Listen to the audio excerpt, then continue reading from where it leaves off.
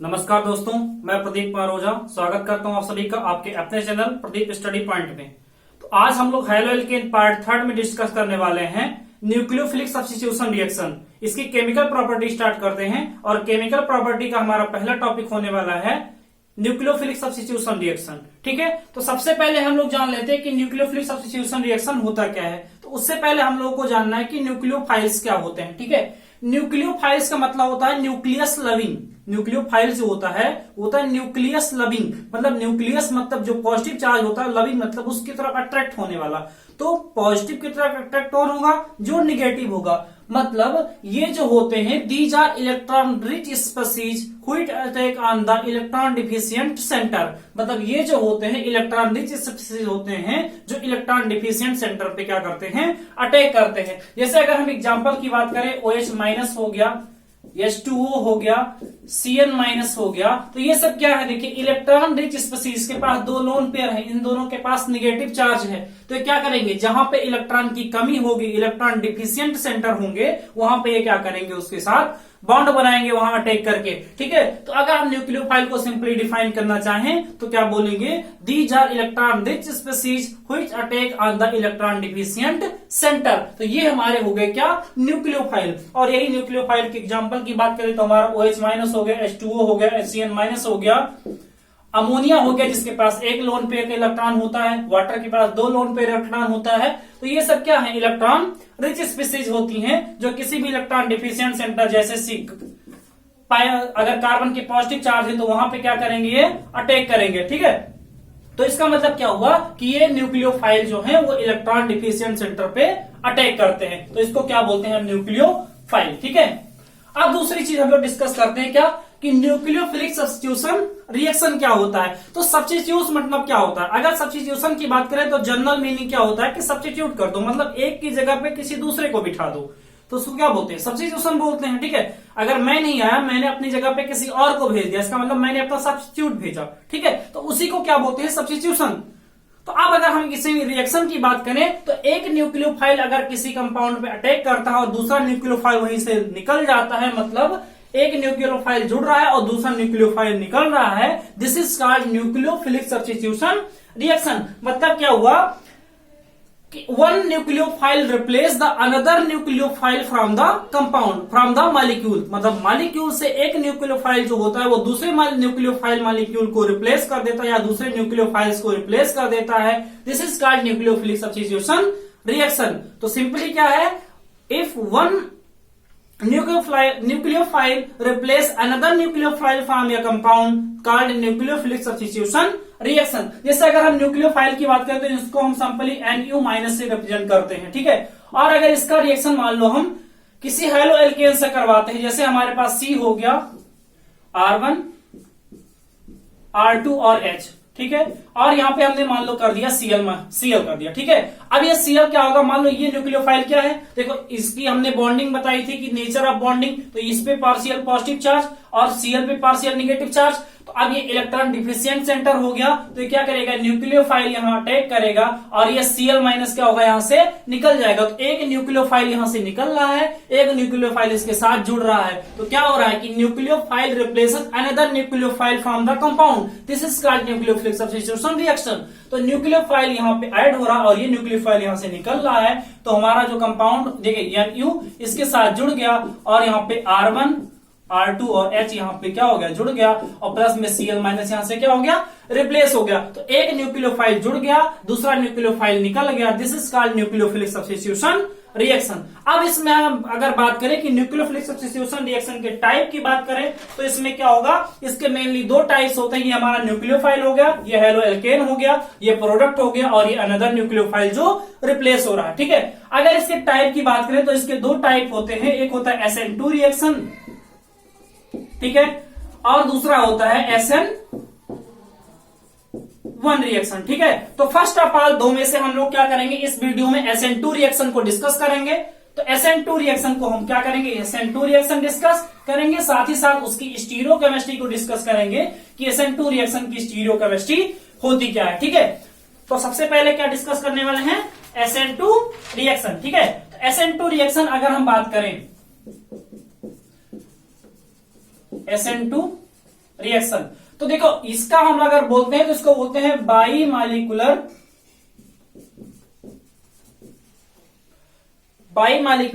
Nucleophilic substitution reaction.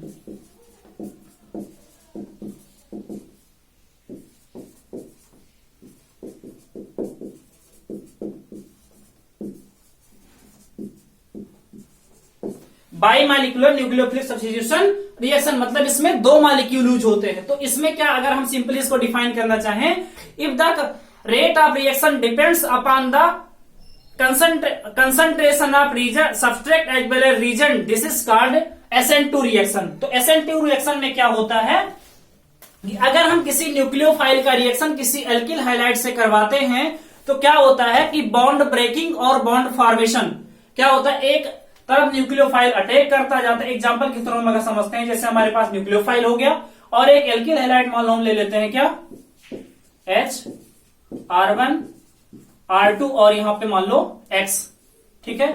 तो अब क्या होगा, ये क्या करेगा, ये न्यूक्लियोफाइल इसके साथ जुड़ता जाएगा और ये धीरे धीरे क्या होगा, निकलना स्टार्ट होगा। ये न्यूक्लियोफाइल जुड़ना शुरू करेगा और ये धीरे धीरे निकलना शुरू होगा एक ही स्टेप में। मतलब ये कंसल्टेंट मैकेनिज्म को फॉलो करता है। कंसल्टेंट मैकेनिज्म में क्या होता है, bond making and bond breaking takes place simultaneously.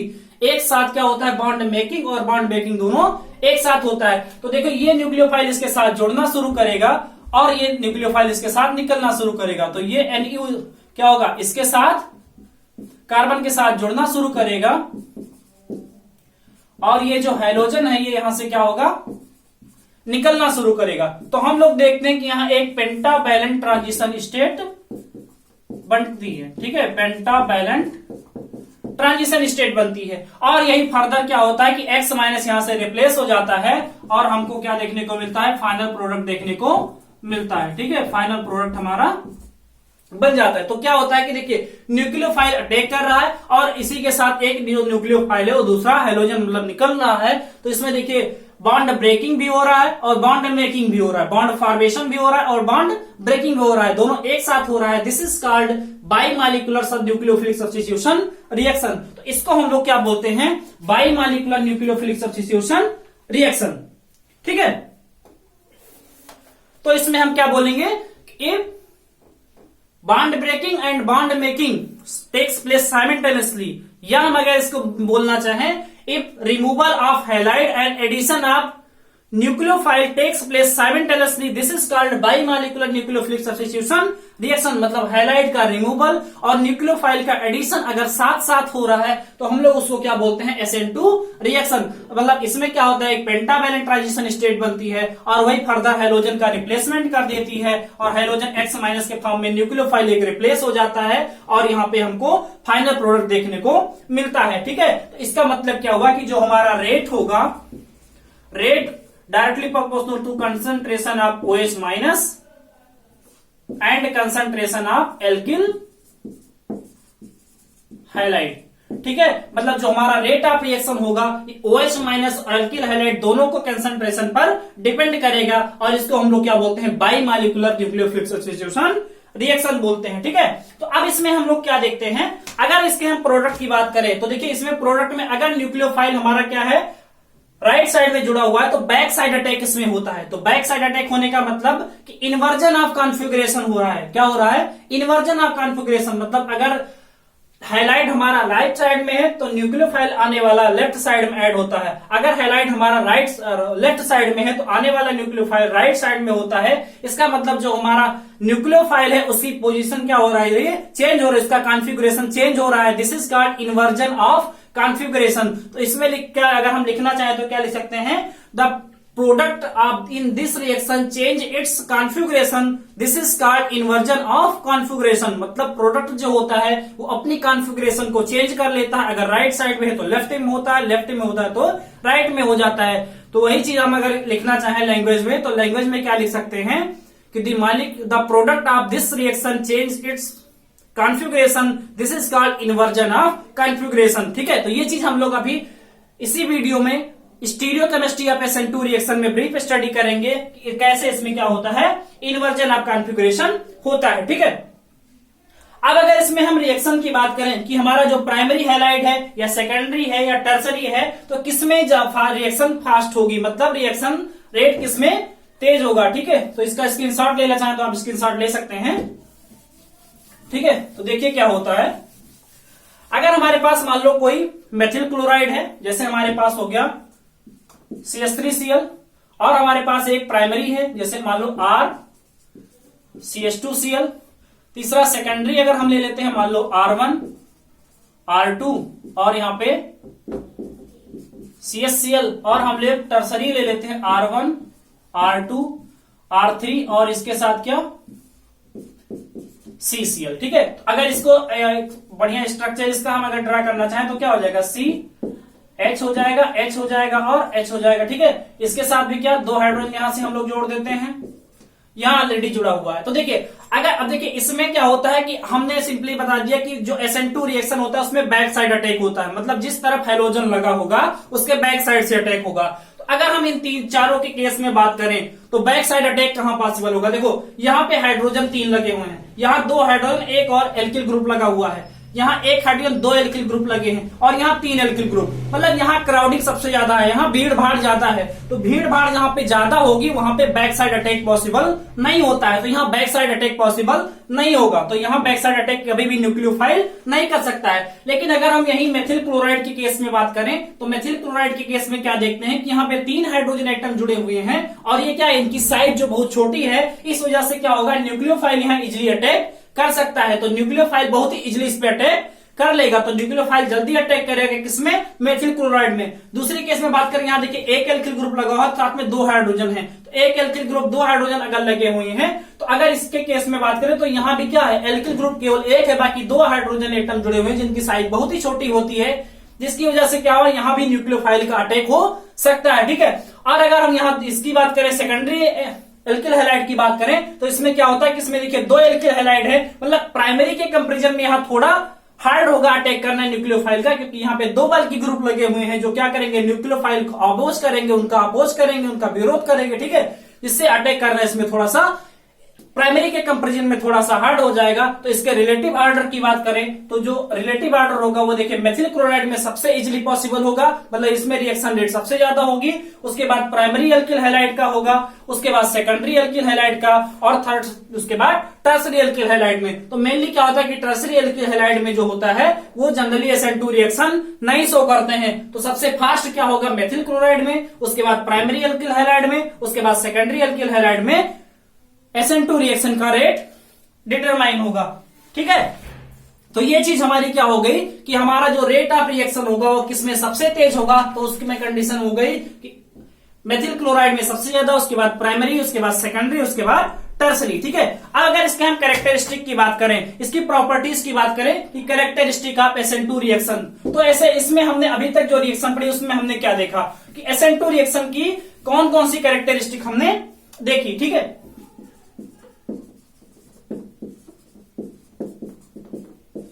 Characteristic of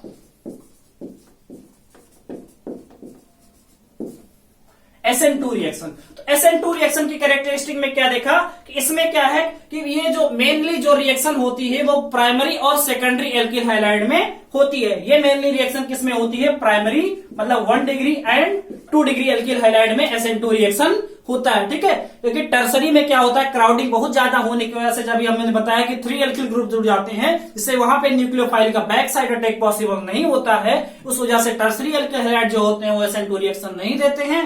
और यही बात करें प्राइमरी और सेकेंडरी की, तो मेनली क्या होता है कि प्राइमरी और सेकेंडरी एल्किल हैलाइड जो होते हैं वही SN2 रिएक्शन देते हैं। तो ये हमारी पहली कैरेक्टरिस्टिक हो गई कि इसमें प्राइमरी और सेकेंडरी, ठीक है, क्या होते हैं, SN2 रिएक्शन देते हैं। अब अगर हम रेट की बात करें तो हमने अभी पहले ही बता दिया कि rate of reaction depends upon the concentration of substrate as well as reagent, मतलब न्यूक्लियोफाइल के कंसंट्रेशन पे भी डिपेंड करेगा, साथ ही साथ हमारे एल्किल हैलाइड के कंसंट्रेशन पे भी डिपेंड करेगा। इसका मतलब रेट हमारा डायरेक्टली प्रोपोर्शनल हो जाएगा कंसंट्रेशन ऑफ न्यूक्लियोफाइल और कंसंट्रेशन ऑफ एल्किल हैलाइड, मतलब दोनों के कंसंट्रेशन पे रेट क्या होगा, रेट ऑफ रिएक्शन डिपेंड करेगा in the case of SN2 reaction. अगर हम SN2 रिएक्शन की बात करें तो इसमें क्या होगा, न्यूक्लियोफाइल के भी कंसंट्रेशन पे डिपेंड करेगा और साथ ही साथ इसके एल्किल हाइलाइड पे, एल्किल हाइलाइड के भी क्या होगा, कंसंट्रेशन पे डिपेंड करेगा। ठीक है,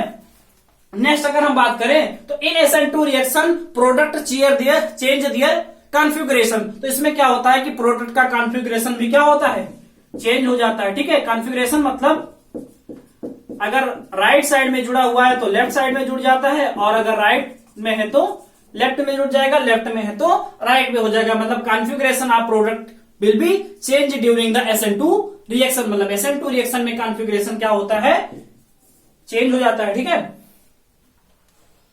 और अगर इसमें बात करें तो इसमें क्या होता है, बैक साइड अटैक होता है। क्या होता है, back side attack of nucleophile,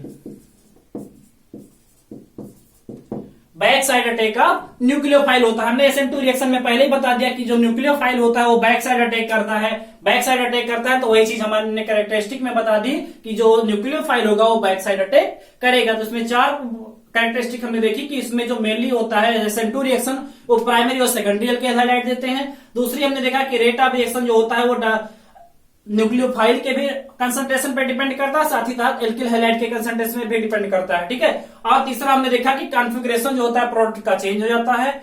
चौथा हमने देखा कि इसमें जो होगा न्यूक्लियोफाइल होगा वो बैक साइड अटैक करेगा। तो ये हमारी हो गई कैरेक्टरिस्टिक ऑफ SN2 रिएक्शन। अब हम लोग देखते हैं स्टीरियो केमिस्ट्री। क्या देखते हैं, स्टीरियो केमिस्ट्री। ठीक है, ये सबसे ज्यादा इंपॉर्टेंट होता है। जो CBSE बोर्ड का 12 का पेपर है, चाहे 19 का ले लो चाहे 2018 का ले लो, ठीक है, तो उसमें stereo chemistry of SN1 reaction या SN2 रिएक्शन, दो में से एक आपको हर हाल में मिलने वाला है। अगर 2020 की बात करें तो इसमें भी क्या होगा, या तो SN1 रिएक्शन की स्टीरियो केमिस्ट्री पूछी जाएगी या SN2 रिएक्शन की स्टीरियो केमिस्ट्री पूछी जाएगी। ठीक है,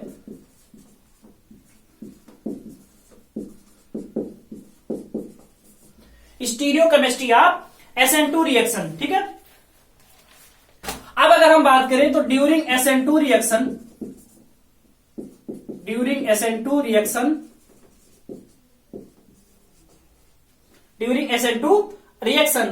an optically active compound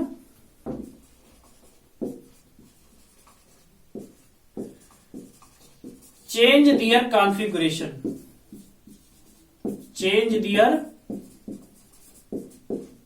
मतलब क्या होगा कि जो ऑप्टिकली एक्टिव कंपाउंड होगा वो क्या करेगा, अपने कॉन्फ़िगरेशन को चेंज कर लेगा। चेंज करने का मतलब अगर लेफ्ट में जुड़ा है तो राइट में न्यूक्लियोफाइल जुड़ता है, राइट में है तो लेफ्ट में। तो अगर इसी को हम स्टीरियो केमिस्ट्री की भाषा में बात करें, ठीक है, स्टीरियो केमिस्ट्री की भाषा में पहली चीज तो हमको पढ़ना है कि ऑप्टिकली एक्टिव कंपाउंड्स क्या होते हैं। तो अगर उसकी हम बात करें कि अगर हमारे पास कोई एक ऐसा कंपाउंड है जिसका मिरर इमेज उस पर नॉन सुपर इम्पोजिबल होता है, मतलब अगर हम लेफ्ट हैंड की बात करें तो इसका मिरर इमेज राइट हैंड बनता है। ठीक है, तो अगर हम इस पे एक दूसरे के ऊपर ओवरलैप करवाते हैं तो देखिए एक दूसरे के ऊपर ओवरलैप फुली नहीं करते हैं, इसका मतलब ये क्या है, ऑप्टिकली एक्टिव है। तो ऐसे दो कंपाउंड, ऐसे भी कोई भी कंपाउंड अगर ले ले जिसका मिरर इमेज उसके ऊपर रखें और वो एक दूसरे के आइडेंटिकल ना हो तो उसको क्या बोलते हैं, ऑप्टिकली एक्टिव कंपाउंड बोलते हैं। ठीक है, तो ऑप्टिकली एक्टिव कंपाउंड क्या होते हैं, जो non super imposable mirror image बनाते हैं उसको क्या बोलते हैं, ऑप्टिकली एक्टिव कंपाउंड बोलते हैं। तो अगर हम इसमें बात करें, जैसे हमारे पास मान लो OH माइनस है, ठीक है,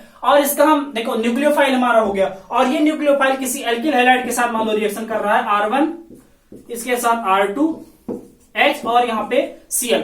तो हमने SN2 रिएक्शन में बताया कि इसमें क्या होता है, बैक साइड अटैक। और हम ये भी जानते हैं कि अगर हमारे पास राइट साइड में कोई बल्क ग्रुप लगा हुआ है, हैवियर ग्रुप अगर हमारा राइट साइड में है तो उसको क्या बोलते हैं, डी आइसोमर। क्या बोलते हैं, डी आइसोमर। ठीक है, राइट साइड में, तो ये देखिए राइट साइड में Cl लगा हुआ तो इसको क्या बोलेंगे, डी आइसोमर बोलेंगे। अब अगर ये डी आइसोमर हमारा है, ठीक है, और ये न्यूक्लियोफाइल इस पर अटैक करेगा और ये धीरे धीरे Cl माइनस यहां से क्या होगा, रिप्लेस होना शुरू हो जाएगा। तो Cl माइनस अगर यहां से रिप्लेस होगा तो देखिए OH यहां इसके साथ कार्बन के साथ जुड़ना शुरू हो गया।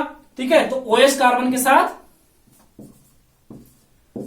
जुड़ना शुरू करेगा, साथ ही Cl इसके साथ निकलना शुरू हो जाएगा। तो देखिए बॉन्ड मेकिंग भी हो रहा है और बॉन्ड ब्रेकिंग भी हो रहा है, जो हम पहले एक्सप्लेन कर चुके हैं। Bond making and bond breaking take place simultaneously, this is called concerted mechanism, इसको कंसर्टेंट मैकेनिज्म बोलते हैं, ठीक है। और यहाँ पे देखिए एक pentavalent transition state, pentavalent transition state बनती है, ठीक है। अब क्या होता है नेक्स्ट स्टेप में, यही Cl माइनस यहां से निकल जाता है, और जब Cl माइनस निकल जाता है तो हमारा देखिए जो OH माइनस है वो लेफ्ट साइड में, OH जो हमारा ग्रुप है वो लेफ्ट साइड में जुड़ जाता है, ठीक है। तो OH क्या हो गया हमारा लेफ्ट साइड में जुड़ गया, R2 और इसके साथ H, ठीक है। तो ये लेफ्ट साइड में जुड़ गया, तो अभी हमारा डी आइसोमर था, और अगर यही हाइबियर ग्रुप जो है हमारा मेन बल्कि ग्रुप या हाइबियर ग्रुप है, अगर लेफ्ट साइड में हो जाता है तो उसको हम लोग बोलते हैं एल आइसोमर। क्या बोलते हैं? L isomer. डीएल आइसोमर आप लोगों ने पढ़ा भी होगा ऑप्टिकली एक्टिव में फर्स्ट ईयर में, ठीक है। तो ये क्या हो गया कि हमारा जो राइट साइड में था तो डी आइसोमर था, और यहाँ देखिए OH जो हमारा था लेफ्ट साइड में जुड़ गया तो हमारा एल आइसोमर हो गया। तो वही चीज है during SN2 reaction and optically active compound change their configuration. तो ये क्या होता है, डी का एल में कन्वर्जन हो रहा है, this is called inter conversion या कन्वर्जन ऑफ कॉन्फ़िगरेशन, ठीक है। तो कॉन्फ़िगरेशन क्या हो रहा है, चेंज हो रहा है, this is called inversion of configuration. इस प्रोसेस को क्या बोलते हैं, inversion of configuration, inversion of configuration. मतलब कॉन्फ़िगरेशन क्या हो रहा है, चेंज हो रहा है, ठीक है। डी का एल में कन्वर्जन हो रहा है, अगर यही एल होता तो किस में कन्वर्ट हो जाता, डी में कन्वर्ट हो जाता। तो इस तरीके से हमने स्टीरियोकेमिस्ट्री में देखा कि अगर कोई हमारे पास ऑप्टिकली एक्टिव कंपाउंड है तो उसकी स्टीरियोकेमिस्ट्री पे क्या इफेक्ट पड़ता है, उसकी स्टीरियोकेमिस्ट्री चेंज हो जाती है, this is called inversion of configuration. If alkyl is D isomer then it change into L isomer, ठीक है। अगर डी है तो एल में कन्वर्ट हो जाता है, एल है तो डी में कन्वर्ट हो जाता है। तो ये हम लोगों ने डिस्कस कर लिया स्टीरियोकेमिस्ट्री ऑफ SN2 रिएक्शन, और ये बहुत ही इंपॉर्टेंट टॉपिक है, ये आप लोग जरूर पढ़ लीजिएगा, क्योंकि ये आने वाले पेपर में 2020 की अगर हम बात करें, ठीक है, 2020 की बोर्ड एग्जाम की बात करें, ठीक है, तो बोर्ड एग्जाम में 100% आने वाला है, बोर्ड एग्जाम में ये 100% आने वाला है स्टीरियोकेमिस्ट्री ऑफ SN2 रिएक्शन। तो आप लोग ये वीडियो जरूर देखिएगा, और अगर आपको चीजें नहीं समझ में आई तो आप कमेंट बॉक्स में या हमारे व्हाट्सएप नंबर पे आप लोग मैसेज करके भी, जो हमने प्रीवियस वीडियो में प्रोवाइड भी करवा दिया है, तो उस पे आप लोग क्या कर सकते हैं, मैसेज करके भी हमसे क्वेश्चन अपने पुटअप कर सकते हैं। और साथ ही साथ अगर चैनल पे पहली बार विजिट कर रहे हो तो चैनल को सब्सक्राइब करें, बेल आइकन जरूर प्रेस करें, इससे आने वाले वीडियोज के नोटिफिकेशन आप तक पहुंचते रहें, ठीक है। और साथ ही साथ अगर वीडियो पसंद आई हो तो एक बार लाइक जरूर कर दीजिएगा, जिससे हमको भी थोड़ा सा मोटिवेशन मिलता रहे, और हम भी आप लोगों के लिए अच्छे अच्छे टॉपिक्स थोड़ा और मेहनत करके आपको अच्छी अच्छी चीजें प्रोवाइड करने की कोशिश करें, ठीक है। तो हम मिलते हैं नेक्स्ट वीडियो में, तब तक के लिए नमस्कार।